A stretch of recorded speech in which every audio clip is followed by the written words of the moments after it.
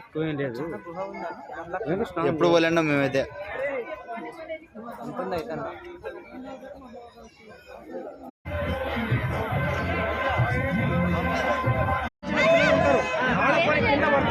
ఒంట్లో బాగుండాలి, ఈ వస్తువులు కట్టు, మీ బిడ్డ లక్షణంగా ఉండాలి. ఒకటి పని రెండో పని, మనం రైతులం, అడవికో పొలానికి పోవాలా. ఇలా కంటిగా పాము నీ దగ్గర పెట్టు, నువ్వు తొడ పాము పాము పగ బట్టలు రెండు చెప్పే మూడో పని.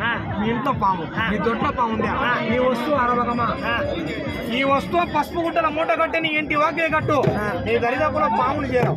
మూడు చెప్పే నాలుగో పని.